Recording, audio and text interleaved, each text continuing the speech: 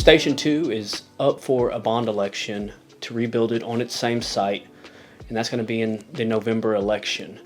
Some of the challenges we face with Station 2 is technically that it's a residence. It's more residential than commercial, and that's kind of a problem for us when it comes to expansion. District 2 is growing so much, and so should the fire station as well. And that's what we're looking to do. We're looking to build on that site a bigger station that will house maybe a ladder truck in the future, an ambulance, and also our brush truck as well. Also, some of the issues that we have are just how close our beds, our kitchen, are to the garage as well. The exhaust fills that place up like you wouldn't believe. So the new station, all the beds, all the kitchens would be on the top floor, and all the equipment would be on the bottom floor.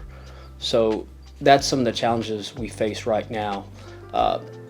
Station 2, where it sits right now, did not flood during Ike. So that's a great spot for the new station to be built on. So those are some of the challenges, and those are some of the advantages as well for building on that site. About 4 firefighters can fit in that station as it is right now. In the future, we'd love to have an ambulance in that station as well. So usually 2 people would be on the ambulance, sometimes they have 3. So the new station would accommodate that addition, as well as the 4 firefighters. So yes, we'd be able to house additional personnel there as well. So now I'll give it to Captain Will Thompson. He'll show you around the station, give you a tour of where they live and where they're housed. So take it over, Will.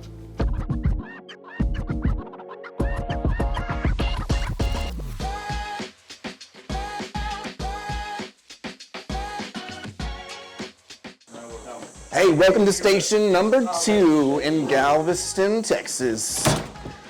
We'll lead you on a full tour. So right here, primary means of access, back to our computer where all the work gets done. Filing system is all on point. And if you come into the main living area, you see we have enough room to accommodate all 4 of our firefighters. 1 extra chair for our visiting retirees right there. Right here, where the magic happens. Fully stocked, 1 for each shift. So C shift, best cooks, obviously. We've got the one on the end, easy access. Our way in here, we got our admin on deck.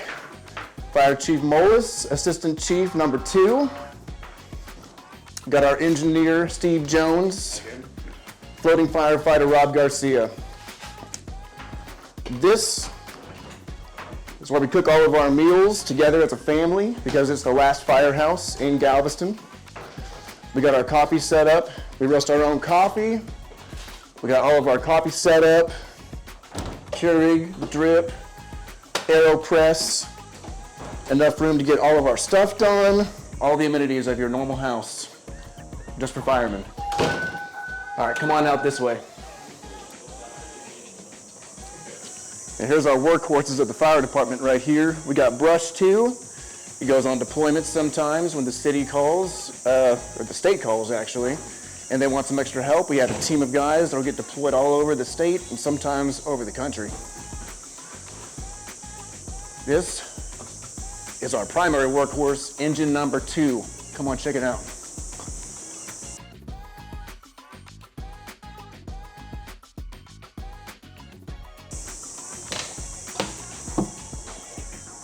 It's where our firefighters ride, firefighters gear up, all their stuff is right there, ready for work.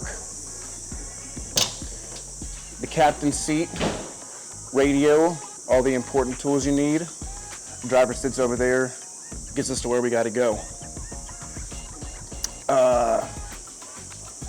Gear room. Let's come see how the firefighter PPE.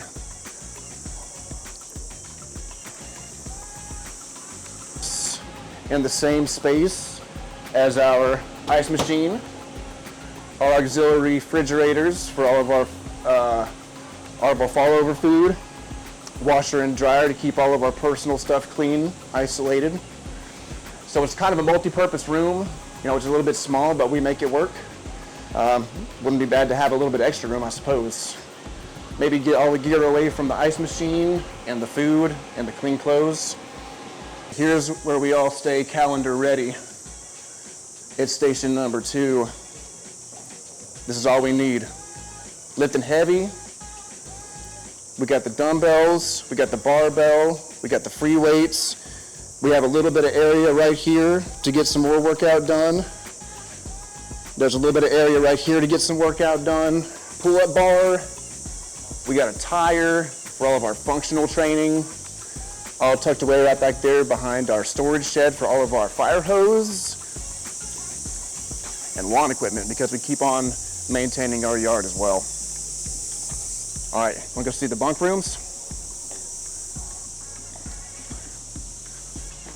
This door right here leads directly into our living quarters.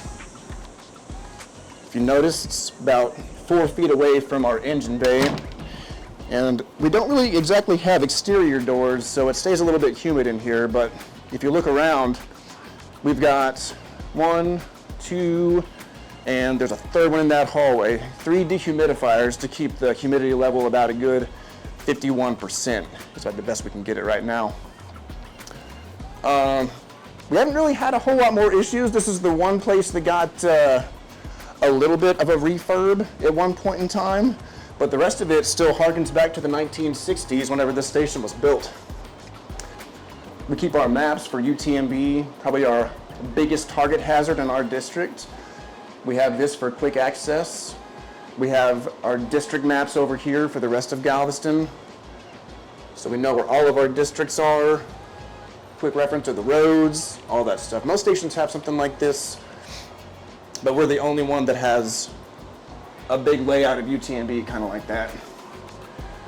Here's the captain's office. It's kind of like the dorm over there, but it's basically just a bed and a chair. Some personal lockers. You can see pretty spacious. It does the trick for right now. I guess in all seriousness, you know, we love our station. We love the district. We love the neighborhood. When it comes down to it, the growing East End probably needs to just have some extra things to accommodate for the growing population. I believe the new station too is gonna have room for a 3rd bay, maybe even 4, to, I guess, future house EMS, maybe an aerial truck with a big ladder to access some of our high-rise buildings that are going up on the East End, as well as the high-rise buildings over at UTMB. We make it work.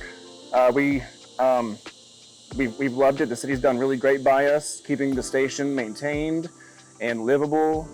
But I think going forward, when the idea was proposed to us for a new station, I mean, it made sense to have a little bit of extra room, maybe to divide the working area with the dirty PPE and the apparatus bay with the diesel fumes, moving it away from the living areas.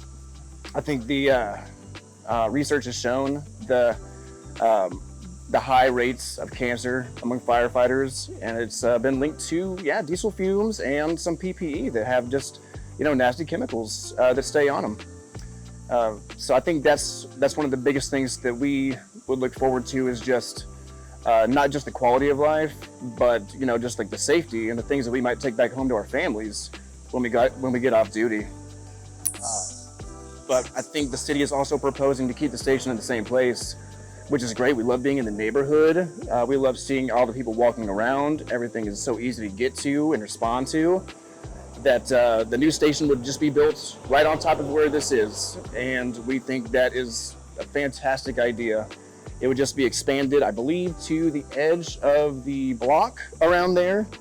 And it would allow for pull-through bays for the big aerial truck, because it's just a booger to try to back into one of these bays. Especially right now, our newer engines won't even fit through this bay door, so we have to use one of the older engines to provide enough clearance to fit in here. So I think it's a great idea. I'm for it. We still love our station no matter what, though.